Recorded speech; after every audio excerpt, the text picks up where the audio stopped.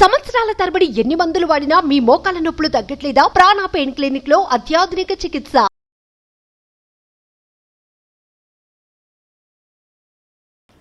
నమస్కారం శంకరి గారు.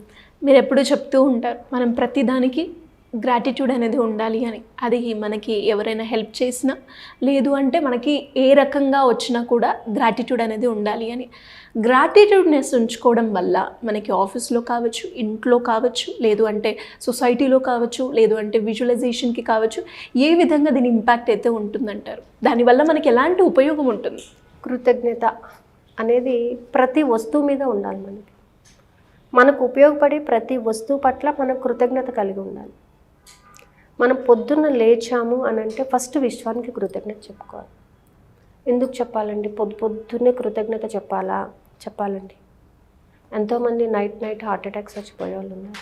కానీ నువ్వు హ్యాపీగా లేచావు, ఒక డేని చూడబోతున్నావు, నీ వర్క్ని చేసుకోగలుగుతున్నావు అంటే నీకు అనేది ఒక లైఫ్ అనేది ఉంది. సో లైఫ్ ఉంది అని అంటే ఎవరి వల్ల ఉంది? అది యూనివర్స్ వల్ల ఉంది కదా.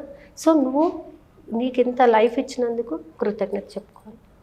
సో నువ్వు ఈ భూమి మీదకి రావడానికి కారణమైన తల్లిదండ్రులకి కృతజ్ఞత చెప్పుకోవాలి. వాళ్ళ వల్ల మనం మంచి బుద్ధిని, జ్ఞానాన్ని నేర్చుకున్నాం, అందుకు కృతజ్ఞత చెప్పాలి. అనుక్షణం మనకి ఏదో విధంగా ఏదో ఒక విషయాన్ని నేర్పిస్తుంది ఈ ప్రకృతి, పంచభూతాలు, అందుకు మనం కృతజ్ఞత చెప్పుకోవాలి. ఈవెన్ ది వరస్ట్ సిచ్యువేషన్స్కి కూడా మనం కృతజ్ఞత చెప్పాలి. ఎందుకు చెప్పాలంటే ఆ సిచ్యువేషన్ నుంచి మనం పడతాము, ఖచ్చితంగా పడతాము.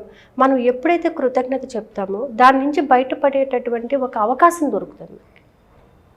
ఈరోజు ఒక విషయం మీద మనం బాధపడుతున్నాము అని అంటే ఆ విషయం ఎందుకు బాధపడుతున్నాం? చాలామంది కూడా ఇది నా కర్మ అండి అంటారు. కర్మ కాదు, దాని నుంచి నువ్వు ఏదో నేర్చుకోవాల్సి ఉంది, దాని నుంచి నువ్వు ఎవరికో ఏదో చేయాల్సి ఉంది, ఎవరికో పాజిటివ్ వైబ్రేషన్స్ పంపించాల్సి ఉంది. సో కృతజ్ఞత చెప్పుకో.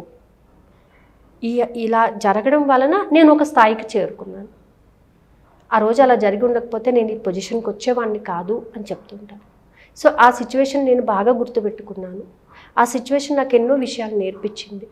అంటే నువ్వు కృతజ్ఞతాపూర్వకంగా ఉన్నావు కాబట్టి నువ్వు ఎదగడానికి ఒక అవకాశం అనేది దొరికింది. సో అలా ప్రతి విషయంలో కూడా ఇప్పుడు మనము బయటికి వెళ్ళాలంటే మనకు గొడుగు కావాలి, లేకపోతే ఏసీ కారు కావాలి, బైక్ అన్నిటికీ కృతజ్ఞత చెప్పాల్సిందే కదా. ఈవెన్ నువ్వు వేసుకున్న బట్టలు, తినే తిండికి, నువ్వు వేసుకున్న వస్తువులకి, నీకు సహకరిస్తున్న ప్రతి వస్తువుకి కృతజ్ఞత చెప్పాలి. సో ఈ కృతజ్ఞత పూర్వకంగా ఉంటే మనకి ఎన్ని లాభాలు ఉంటాయి. ఫస్ట్ థింగ్ ఏంటంటే మంచి నిద్ర పడుతుందండి. ఎందుకంటే ఒకసారి కృతజ్ఞత చెప్పేసామంటే మనసులోని భారం తీరిపోతుంది, హ్యాపీగా ఉంటాం మనం. అంటే ఒక పాజిటివ్నెస్ని మనం అకౌంట్లో వేసుకున్నాం కాబట్టి హాయిగా నిద్రపోవచ్చు. ఇన్నర్ స్ట్రెంగ్త్ పెరుగుతుంది, సెల్ఫ్ రియలైజేషన్ వస్తుంది.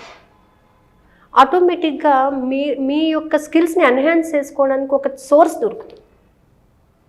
సో ఇవన్నీ దొరుకుతాయి. అయితే మీకు ఒక చిన్న విషయం చెప్తాను. ఒకరోజు ఒక సెయింట్ అనమాట, అతను రోజు కూడా విశ్వానికి ప్రేయర్ చేస్తూ ఉంటాడు, భగవంతుడు ప్రేయర్ చేసుకుంటూ ఉంటాడు.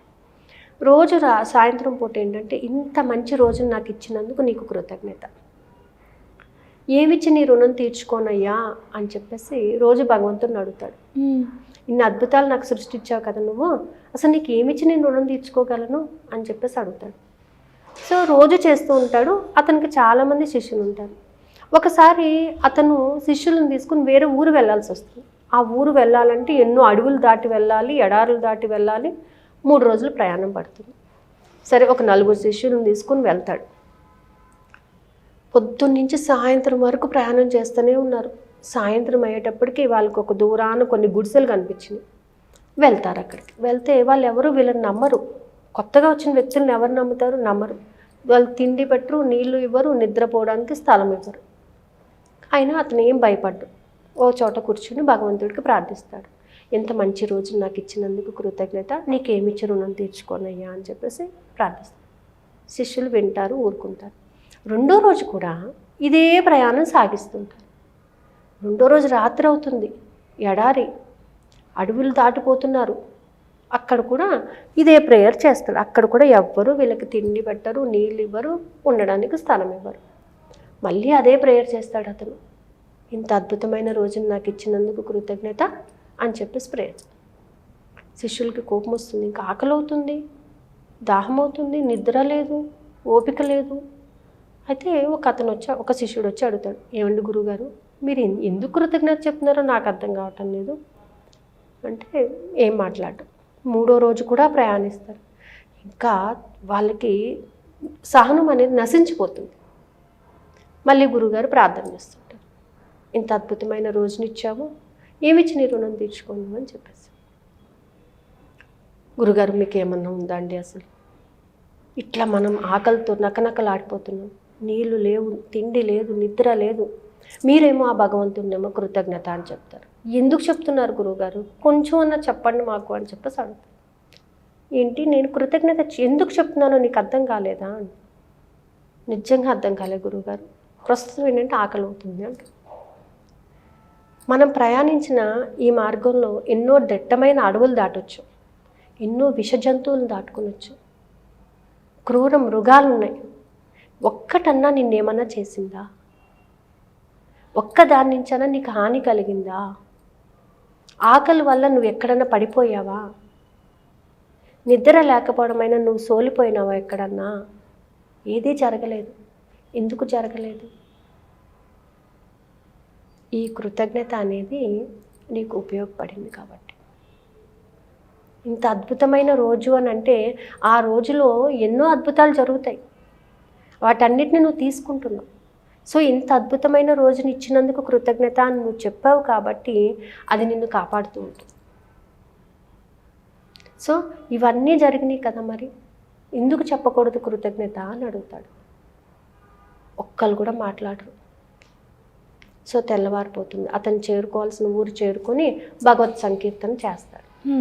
అందరూ తన్మయత్వంలో ఉండిపోతారనమాట. వాళ్ళని ఒక రాజభోగం చేసినట్టుగా సపర్యలు చేస్తారు ఆ ఊర్లో ఉన్న వాళ్ళందరూ. వాళ్ళకి రకరకాల పిండి వంటలు చేసి పెడతారు, పడుకోవడానికి స్థలం ఇస్తారు, అన్నీ చేస్తారన్నమాట. ఆశ్చర్యపోతారనమాట శిష్యులు. ఇన్ని రోజులు మనం అంటే ఆ కృతజ్ఞత యొక్క విలువ ఏంటి అని అంటే, కొంచెం పేషెన్స్గా ఉన్నట్లయితే కృతజ్ఞత చెప్పడం వలన నీకు ఎన్నో అద్భుతాలను క్రియేట్ చేసుకోగలుగుతావు. అందుకే ఇప్పుడు ఫస్ట్ కృతజ్ఞత కావాల్సింది ఏంటంటే యాక్సెప్టెన్స్. ఇప్పుడు నువ్వున్న సిచ్యువేషన్కి యాక్సెప్ట్ చేయి.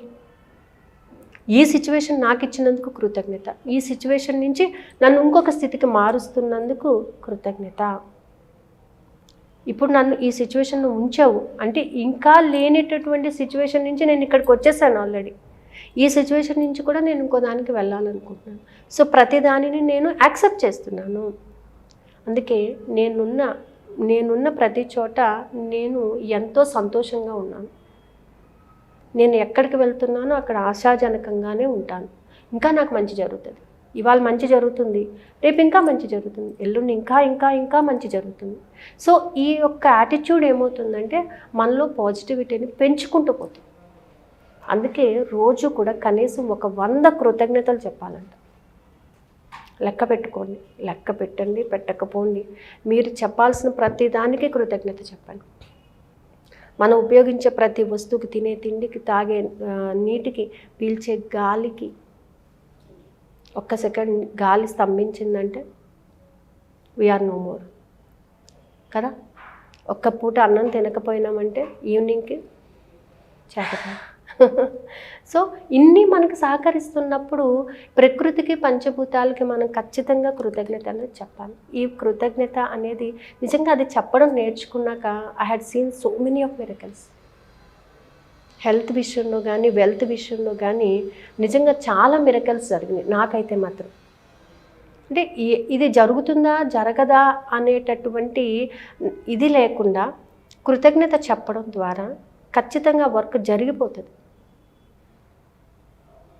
అందుకే డబ్బు పొందినందుకు కృతజ్ఞత, డబ్బు నా వద్దకు వచ్చినందుకు కృతజ్ఞత, డబ్బును ఆకర్షించగల శక్తి నాకు ఇచ్చినందుకు కృతజ్ఞత. సో ప్రతి దాంట్లో కూడా కృతజ్ఞతను యాడ్ చేస్తుంటారు. సో మన కమింగ్ క్లాసెస్లోని అంటే 14th నుంచి స్టార్ట్ అయ్యే మెడిటేషన్ క్లాస్లో గ్రాటిట్యూడ్ జర్నల్ అనేది ఒక 5 minutes ఖచ్చితంగా ఇంక్లూడ్ చేస్తున్నాను. ఈ 14th మేడం, ఈ మే 14th నుంచి కొత్తది మండలం మెడిటేషన్ స్టార్ట్ అవుతుందండి. దిస్ ఈజ్ 18th బ్యాచ్ మనం ట్రావెల్ చేసేది. ఇందులో జాయిన్ అయ్యే ప్రతి ఒక్కరికి కూడా ఏంటంటే గ్రాటిట్యూడ్ అనేది, ఎంత కృతజ్ఞత చెప్తే నీలోని ఉన్నటువంటి ఎనర్జీ పెరుగుతుంది. ప్రతి విషయానికి కృతజ్ఞత చెప్పాలి. అది డబ్బే కావచ్చు, చిన్న వస్తువే కావచ్చు, మీరు యూజ్ చేసే టీ కప్పే కావచ్చు. మీరు చక్కగా టీ తాగడానికి అది ఎంతో కోఆపరేట్ చేస్తుంది మీకు, దానికి కూడా మీరు కృతజ్ఞత చెప్పాల్సింది. సో గ్రాటిట్యూడ్ జర్నల్ అనేది ఖచ్చితంగా ఇంక్లూడ్ చేస్తున్నాను. గ్రాటిట్యూడ్తో మనం మెడిటేషన్ చేస్తే చాలా హ్యాపీగా ఉంటుంది. ఎంత హ్యాపీగానంటే అసలు మనం అది అలా చెప్తూ ఉండాలి అనేటటువంటి ఫీల్లోకి మనం వెళ్తామన్నమాట. అందుకే కృతజ్ఞత అనేది చాలా విలువైనది, చాలా ఎనర్జీని ఇచ్చేటటువంటిది అనమాట. ఒక పాజిటివ్నెస్ని డెవలప్ చేస్తూ ఉంటుంది. సో ఇంట్రెస్ట్ ఉన్న వాళ్ళకి ఎలా అప్రోచ్ అయ్యే ఛాన్స్ ఉందంటే? సో ఈ మండలం మెడిటేషన్కి జాయిన్ అవ్వాలనుకున్న వాళ్ళు క్రింద స్కోర్ అవుతున్న నెంబర్స్కి కాంటాక్ట్ చేస్తే they will give the information అండి.